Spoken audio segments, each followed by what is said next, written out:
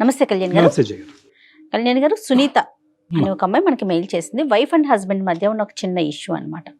అది ఎక్కడ దాకంటే ఇంకా విడిపోదాము అనుకునే సిచ్యువేషన్కి వచ్చింది. రైట్. సో ఫస్ట్ దాని గురించి మనం మాట్లాడాలి, మీ సలహా వాళ్ళకి అందించాలని చెప్పేసి ఓకే. ఫస్ట్ కాల్ కింద తీసుకుంటున్నాను.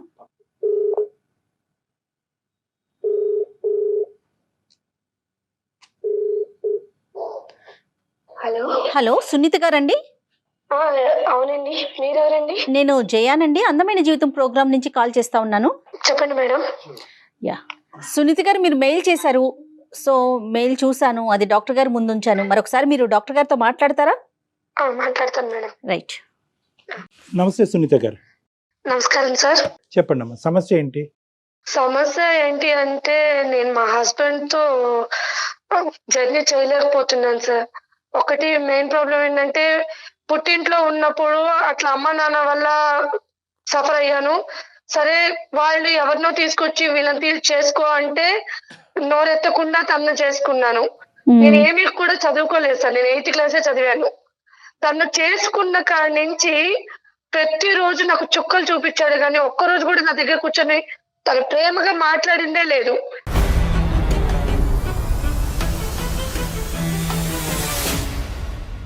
పైగా అనుమానం, కొడతారు, తను ఇష్టం వచ్చినట్టు చేస్తారు. హెరాస్మెంట్. ఏం చేస్తుంటాడమ్మా ఆయన? తను జాబ్ చేస్తారు మేడం, సాఫ్ట్వేర్. పిల్లలు ఉన్నారా? 2 పిల్లలు మేడం. Okay okay. ఏమన్నా అలవాట్లు ఉన్నాయమ్మా? అలవాట్లు అంటే అన్నీ ఉన్నాయి మేడం.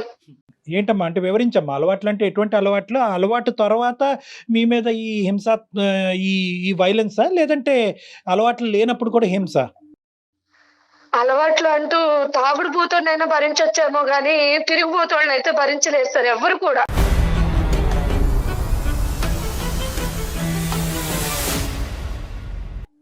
ఆ కళా పోషణ కూడా ఉందా? సరే. చాలా. సునీత గారు, ఇంట్లో ఎవరెవరు ఉంటారు? మీ అత్తయ్య మామయ్య అందరూ జాయింట్ గా ఉంటారా? వాళ్ళు ఎవరు ఉన్నారు మేడం, నేను మా హస్బెండ్ మా పిల్లలు మాత్రమే ఉంటాం. Okay okay. రైట్ అమ్మా. కాదమ్మా, అంటే హింస అంటే ఏంటమ్మా? ఊరికి ఏదో ఒక కారణం చూపెట్టి నీలో ఇది ఉంది ఇది లేదు, ఈ వంట బాగుంది బాగాలేదనే ఉద్దేశంతో అంటాడా, లేదంటే ఏ కారణం లేకపోయినా కూడా హెరాస్ చేసేటటువంటి మేల్ షవరిజమా? అంటే ఎలా ఉంటదంటే ఆ టార్చరు, ఒక చోట కూర్చొనివాడు, ఒక చోట నిలబడినివ్వడు, గుడికి వెళ్ళినా డౌటే, బడికి వెళ్ళినా డౌటే అన్నట్టుగా ప్రతిరోజు ఎవరైనా ఉన్నారా నీకు, ఎవరికన్నా వెళ్ళావా, ఇప్పుడు దాకా ఎక్కడికి వెళ్ళావు, స్కూల్కి వెళ్ళి పిల్లల్ని తీసుకొచ్చేటప్పుడు కూడా ఇప్పుడు దాకా నువ్వు ఇంట్లో లేవు, నాకు ఎవరో ఒకరు చెప్తా ఉంటారు ఎక్కడికి వెళ్ళావు అని అడుగుతాడు. ఏం మాట్లాడుతున్నారండి మీరు అంటే ఇంకా దాని వల్ల ఇంకా మాటకు మాట ఇంకా సాగదీస్తానే ఉంటాడు. అదొకటి పక్కన పెడితే ఒక రిలేషన్షిప్ అనేది చూడడు, ఒక వావి వరుసలు లేకుండానే పోతాడు. అంటే ఒక చెల్లి ఒక తల్లి అలాంటి రిలేషన్ లేవు తన దగ్గర.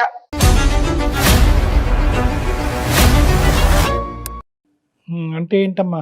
అంటే వాళ్ళతో రెస్పెక్ట్ గా ఉండడా ఏంటి మీ ఉద్దేశం? అంటే ఒక భార్య దగ్గర చేయాల్సినవి అన్ని ఆ రిలేషన్ దగ్గరగా ఉంటాడు.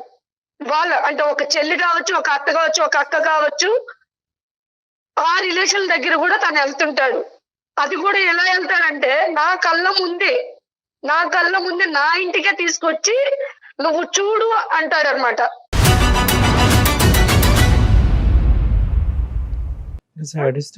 చెప్పేది కాదమ్మా. ఎవరిని తీసుకొస్తాడు, ఏం చూపెడతాడు అంటే ఏంటి? ఆ శారీరక పరమైనటువంటి అది మీ ఎదురుగుంటా డెమాన్స్ట్రేషనా ఏంటిది? అంటే నేను చూడాలి, తను ఎలా ఉంటాడనేది నేను చూడాలి. నేను మానసికంగా నలిగిపోవాలి తన కళ్ళ ముందు. నేను నా ముఖం మీద నవ్వు అనేది ఉండకూడదు. ఎందుకమ్మా అంత కసి ఏంటమ్మా నీ మీద, అంత కోపం ఏంటమ్మా? అంటే పెళ్ళై ఎన్ని సంవత్సరాలు అయింది మీది? 10 years అయింది సార్. 10 years బట్టి ఇదే ప్రవర్తన, లేదంటే తాగి బుర్ర పాడయి ప్రవర్తన? మేడం ఇప్పటి వరకు నాకైతే ఇష్టంతో చేసుకున్నానా కష్టంతో చేసుకున్నాను అనేది ఇప్పటి వరకు చెప్పలేదు నాకు. నుంచి ఇదే ప్రాబ్లం నాకు. కాదమ్మా, అతనికి ఏమైనా బ్యాక్గ్రౌండ్ స్టోరీ ఉందా? కష్టం మీద నిన్ను చేసుకున్నాడా? ఆ తల్లిదండ్రుల మీద చూపెట్టినటువంటి కోపం అంతా నీ మీద చూపెడుతున్నాడా? ఏంటిది అంటే ఇప్పటికైనా నీకు అర్థమై ఉంటుంది కదా. ఇప్పుడు కారణం ఉండేటటువంటి కోపం అంటే కొంతవరకు అర్థం చేసుకోవచ్చు. కానీ ఇది ఏంటంటే ఈ విపరీతమైనటువంటి ధోరణి, ఈ శాడిజం వెనకట్ల ఏ కారణం లేకుండా జరుగుతుందా అంటే కనుక మాకే ఆశ్చర్యంగా ఉంది. అది నాకు కూడా తెలియట్లేదు సార్. తను నన్ను ఎందుకు ప్రాబ్లం ఇలా చేస్తున్నాడు, ఇలా చూస్తున్నాడు. అప్పటికి నేను చాలా సార్లు అడిగా, నా వల్ల మీకు ఏమన్నా ప్రాబ్లమా, నా వల్ల ఏమన్నా ఉంటే నేను మార్చుకుంటాను అన్ని కూడా తనకి కూర్చొని చెప్తాను సార్. మీరే అడిగారా, మీ పెద్దవాళ్ళు కూడా అడిగారమ్మా? ఎవరన్నా పెద్దవాళ్ళని ఎప్పుడన్నా ఇన్వాల్వ్ చేశారా? ఎప్పుడు లేదు సార్. ఇప్పుడు నేను ఈ పడుతున్న బాధ కూడా మా ఇంట్లో ఎవరికి తెలియదు. వాళ్ళ ఇంట్లో తెలుసా పోనీ? వాళ్ళ ఇంట్లో కూడా తెలియదు మేడం. ఎందుకంటే నాకు తండ్రి చనిపోయాడు, అమ్మ కూడా నాకు కష్టపడి పెంచింది. ఇప్పుడు నేను ఇక్కడ పడుతున్న బాధలు నేను వెళ్ళి చెప్పాను అనుకోండి, ఇప్పుడు నా వల్ల నేను పడిందే కాకుండా మా అమ్మ వాళ్ళు కూడా పడతారన్న ఒక భయంతో ఇంతవరకు నేను ఏదే చెప్పలేదు. మరి అయినా కానీ పడుతూ ఎందుకున్నారమ్మా? అందరు ఆడవాళ్ళు చెప్పే మాట అదేనా? పిల్లల గురించి అండి, వాళ్ళ భవిష్యత్తు గురించి అండి, వాళ్ళకి అమ్మ నాన్న కావాలి అని అంటారు, అదేనా? అంతే సార్, పిల్లల కోసమే భరిస్తున్నాను. ఎంతకాలం భరిద్దాం అనుకున్నారు? ఇంకా శాడిజం చూపెట్టి రేపొద్దున ఏ పేకో ఒక చెయ్యో తీసేయచ్చు. అప్పుడు అది నాకు అర్థం కాకే మిమ్మల్ని కన్సల్ట్ చేశాను సార్. సరే, ఈ ఆడవాళ్ళు అనేటటువంటి మొదటి నుంచి ఉందమ్మా ఈ వ్యసనం అనేది? అంతకు ముందు ఎలా ఉన్నాను నాకు తెలుసు సార్. ఈ సంవత్సరాల నుంచి అదే చెప్పాను కదా. ఇప్పుడు నేను అతనికి భారీ స్థానంలో ఉన్నాను. మిగతా వాళ్ళు ఒక అక్క, ఒక పిన్ని, ఒక రిలేషన్ అంటే ఆ రిలేషన్ దగ్గరికి తను వెళ్తే నేను ఏ రిలేషన్ లో తనతో కాపురం చేయాలి?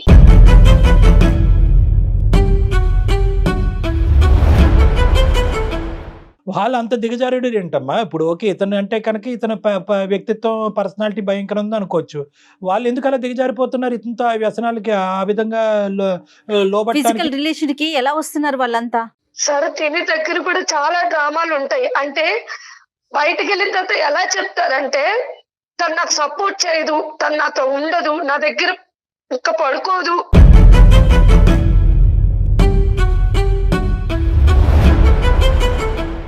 నేను ఎలా ఉండాలి, మీరైనా నన్ను అర్థం చేసుకుంటారేమో, అందుకే మిమ్మల్ని నేను కోరుకుంటున్నానని వాళ్ళ దగ్గర చెప్పడం. ఒక్కొక్కసారి ఏం చేస్తాడంటే నా ఫోన్ లో ఉన్న లిస్ట్ లో నా ఫ్రెండ్ సర్కిల్ తీసుకొని నాకు తెలియకుండానే వాళ్ళకి మెసేజ్ చేస్తున్నాడు.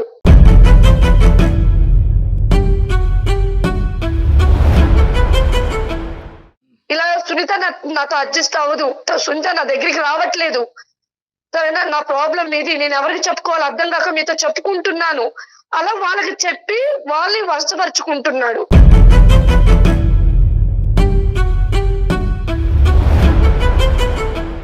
కాదమ్మా, ఇప్పుడు పిల్లల వరకు బాధ్యతలు తీసుకోవటం, స్కూల్ ఫీజులు కట్టడం, పిల్లల వరకైనా బాగా చూసుకుంటాడా?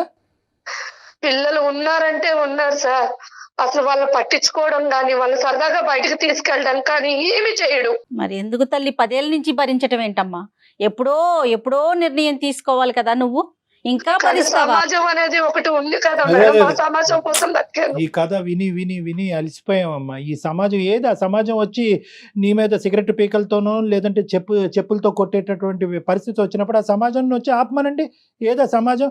రేపొద్దున ఆడపిల్లలు ఇద్దరు మనసులో ఎలాంటి ప్రభావం ఉంటుంది? వాళ్ళు పెరిగి పెద్దయి ఒక ఇంటికి వెళ్లాల్సిన పిల్లలు కదా, రేపొద్దున పెళ్లి అంటే వణికిపోరు కదా? ఈ ప్రవర్తన పిల్లలు కూడా చూస్తున్నారమ్మా. చూస్తున్నారు సార్, ప్రతిరోజు. నా బాధ కూడా అదే. ప్రతిరోజు ఆ పిల్లలు అమ్మకేమవుతుంది అన్న భయంలోనే బతుకుతున్నారు.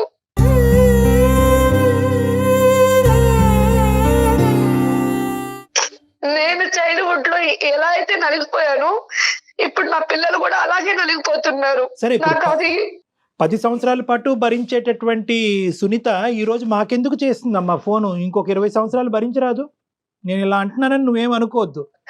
ఎవరిని ఉద్ధరించడానికి భరించటం, నీలో ఏ తప్పు లేదు అంటున్నావు.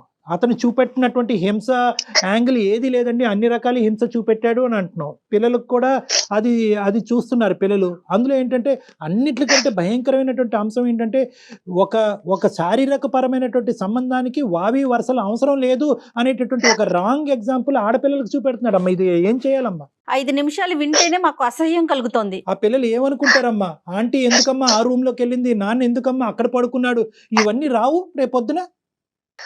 అప్పుడు ఏమంటారు? నాన్న ఎంత తిట్టుకుంటారో ఇది ఓపికగా చూసేటటువంటి నిన్ను కూడా అంతే తిడతారు. ఈ దరిద్రం అంతా మాకెందుకు చూపెట్టావమ్మా అని అంటారు. ఏం సమాధానం చెప్తారు? నీకు అమ్మా నాన్న ఇద్దరు కావాలి కాబట్టి నేను ఓపికగా ఉన్నానని అంటారా? ఏ సమాధానం చెప్పినా చల్లదు అక్కడ. ఎందుకు బయటికి రాలేకపోయారు అండి సునీత గారు? ఎందుకు ఆలోచిస్తున్నారు మీరు? అంటే మీ కాళ్ళ మీద మీరు నిలబడే ధైర్యం లేకనా? తోడు రీజన్ ఏంటి? కాదు మేడం. దానికి తోడు సమాజం. ఇద్దరు ఆడపిల్లలు. ఇప్పుడు నా జీవితం ఇలా అయిపోయిందని నా పిల్లల జీవితం కూడా నేను చెడగొట్టలేను కదా.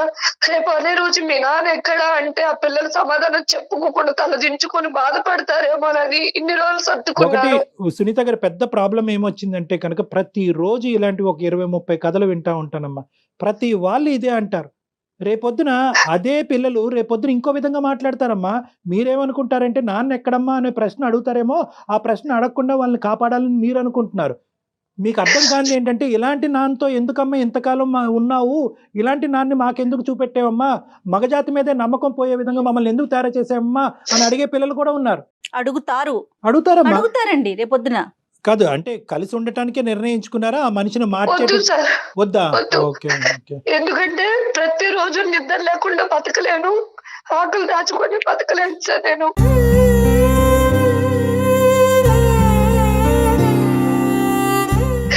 ఎందుకంటే నేను నిద్రపోతున్నానని అతను అనుకుంటాడు, కానీ నేను మేలుకొని అన్ని నా కళ్ళతో నేను చూసినప్పుడు నా గుండె ఎన్నిసార్లు బతలేదు అది అనుభవించి నాకు మాత్రమే తెలుసు.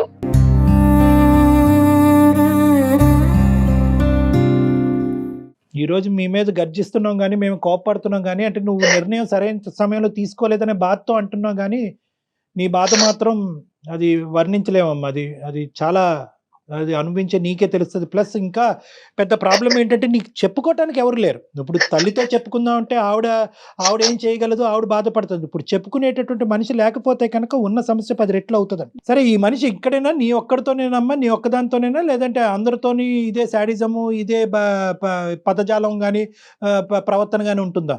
సార్ నేనంటే కట్టుకున్న పిల్లను కాబట్టి భరిస్తున్నాను సార్. పెట్టుకున్న వాళ్ళు ఎవరు భరించారు కదా. అవును అవును అవును.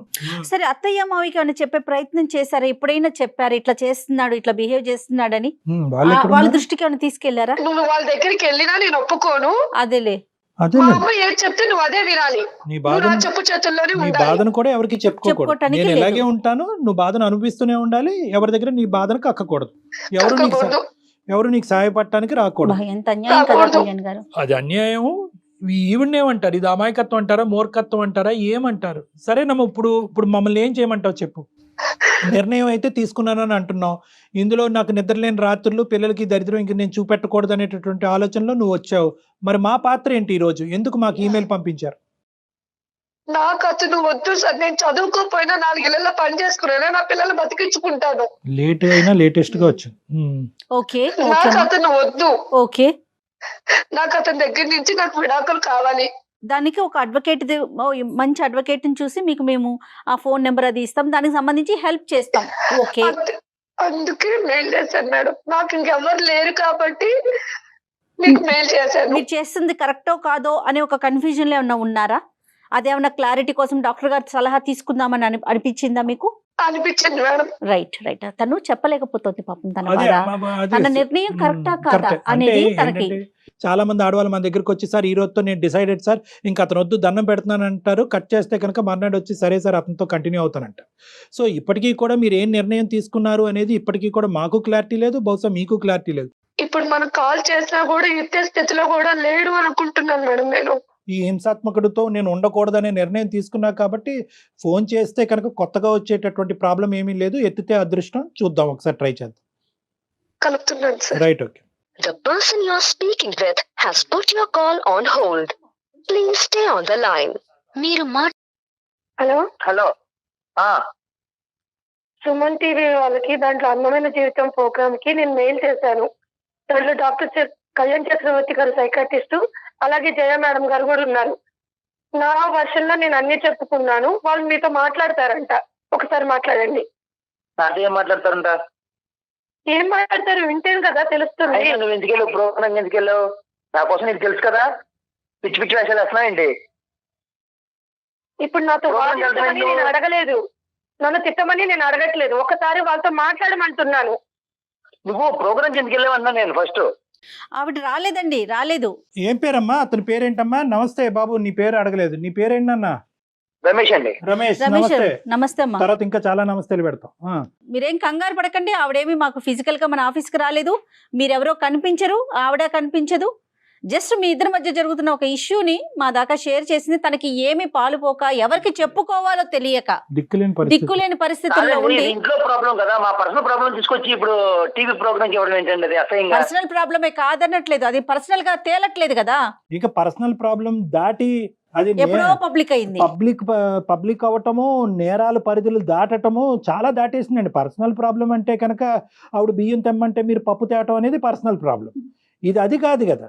ఆవిడ 10 సంవత్సరాల పాటు భయంకరమైనటువంటి హింసకు గురయ్యి ఎవరితో చెప్పుకోలేక ఒక బానిసలాగా ఒక భయంకరమైనటువంటి స్థితిలో 2 ఆడపిల్లలు పెట్టుకుని అక్కడ బతుకుతుంది. ఆవిడ చెప్పినటువంటి వర్జన్ కరెక్టా రాంగా అనేటటువంటిది ఫైనల్గా ఒకసారి తేల్చుకునేటటువంటి ఉద్దేశంతో చాలా మర్యాదపూర్వకంగా మిమ్మల్ని గౌరవిస్తూ రమేష్ గారు మీ వర్జన్ ఏంటో చెప్పండి అని రిక్వెస్ట్ చేస్తున్నాం.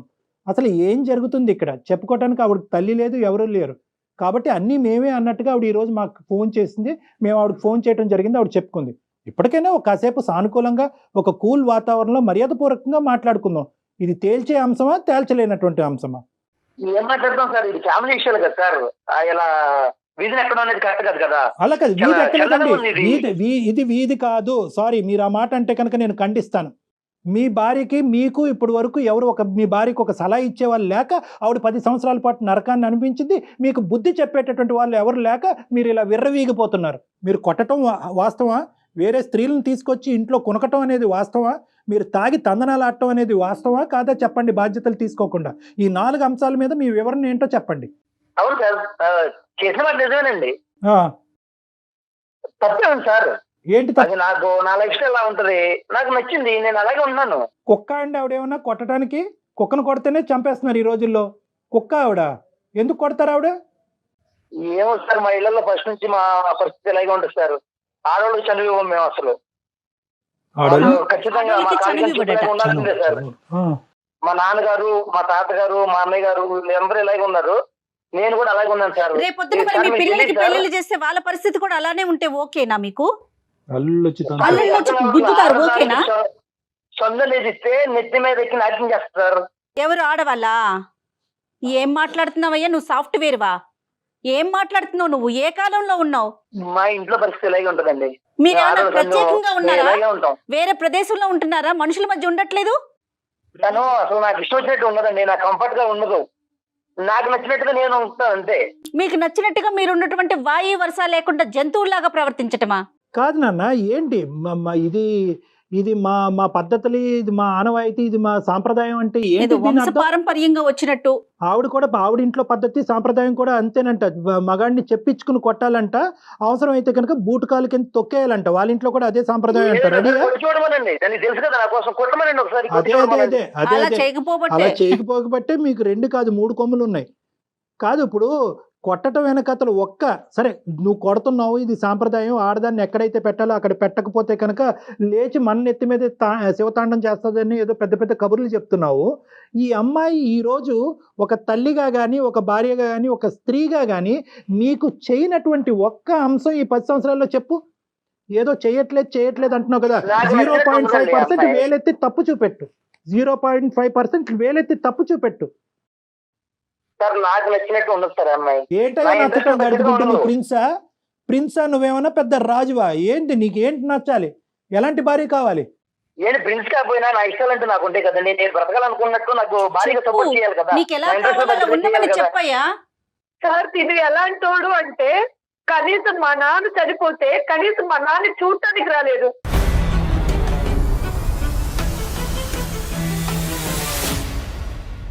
కనీసం ఎవరైనా మా నాన్నకి ఏమైనా దహనం చేస్తారంటే అది కూడా చేపించలేదు.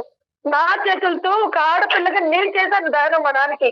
మీ తండ్రి దహనం వరకు గురించి చెప్తున్నావు. నువ్వు చనిపోతే వస్తాడేమో లేదు, ఫస్ట్ అది ఆలోచించుకో. పిచ్చిమోహన్, నువ్వు చనిపోతే కానీ, లేదంటే నీ పిల్లలు ఏమన్నా భయంకరమైన ఆరోగ్య పరిస్థితిలో చిక్కుకుంటే కనుక వాళ్ళ చావు బ్రతుకుల మధ్యన అది రాకూడదని నేను భగవంతుని కోరుకుంటున్నా. వస్తే ఈ మనిషి కనిపిస్తాడా, లేదంటే తాగుతూ వేరే ఆడదాంతో ఉంటాడు. మీ తండ్రి వరకు ఎందుకమ్మా? తండ్రి వరకు ఎందుకు తల్లి? ఎక్కడ తండ్రి అమ్మా, నువ్వు చూసుకో ముందు.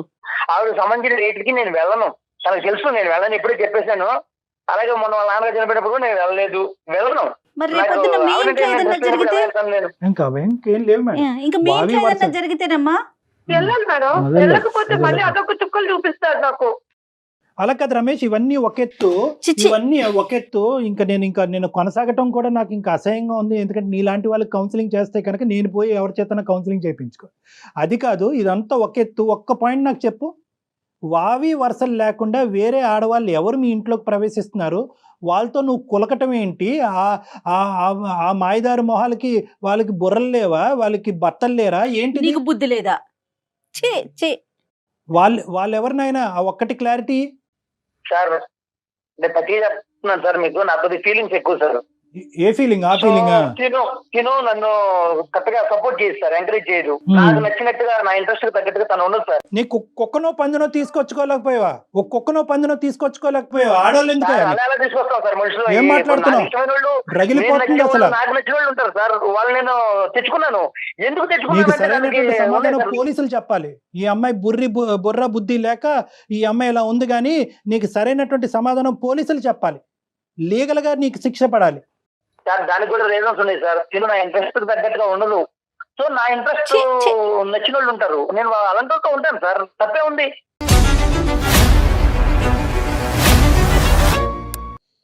ఏమ్మా ఇప్పుడు అతనితో మాట్లాడి, అతనితో మేము కూర్చుని కౌన్సిలింగ్లు చేసి, అతన్ని దేవుణ్ణి చేసి మీ ఇంట్లో మీ గూట్లో మళ్ళీ పెడతాం అనేటటువంటి ఆలోచనతో నువ్వు మాకు చేసి ఉంటే కనుక బహుశా అది బూడిదపాలే. నువ్వు ఇప్పుడు నాకు వద్దు సార్. నీకు వద్దు అనుకుంటున్నావా? నీ నిర్ణయం 210% కరెక్ట్ అమ్మా. వద్దు అనుకుని మామూలుగా వదిలేయకూడదమ్మా. ఒక అడ్వకేట్ కి దగ్గరికి వెళ్ళి ఇది పోలీస్ స్టేషన్ అప్లై చేయటము, లేకపోతే డివోర్స్ కోసం వెళ్ళటం కాదు, ముందు పోలీస్ కంప్లైంట్ ఇవ్వాలని చెప్తాను నేనైతే. తన వద్దనుకోవడం కాదు, నేను ఒప్పుకున్నాను తనని. తనకు చెప్పండి, తన వద్దనుకోవడం కాదు, తనే నాకు వద్దు, నాకు తను సూట్ అవ్వదు, నా ఇంట్రెస్ట్ దగ్గర తను ఉండదు, తను నాకు వద్దండి.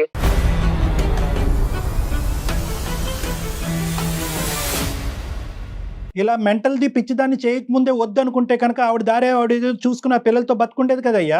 ఆవిడే వద్దా, పిల్లలు కూడా వద్దా? నువ్వేం తండ్రి అయ్యా? వాయు వరుస లేకుండా పోతే నేను చెప్పుకోలేని రోగాలు వస్తాయి, జాగ్రత్త. ఛీ. సమాజంలో మగవాళ్ళకు ఉన్న కొద్దిపాటి పరువు కూడా నీలాంటి వాళ్ళ వల్లే నాశనం అవుతుంది. ఏం మాట్లాడుతున్నావు? పిల్లలు కూడా వద్దా? నువ్వు కని పెంచినటువంటి ఆ 2 ఆడపిల్లలు కావాలా? వాళ్ళు కూడా వద్దా? నాకు పిల్లలు చూసుకున్నంత టైం ఉండదు, నాకు కుదరదు.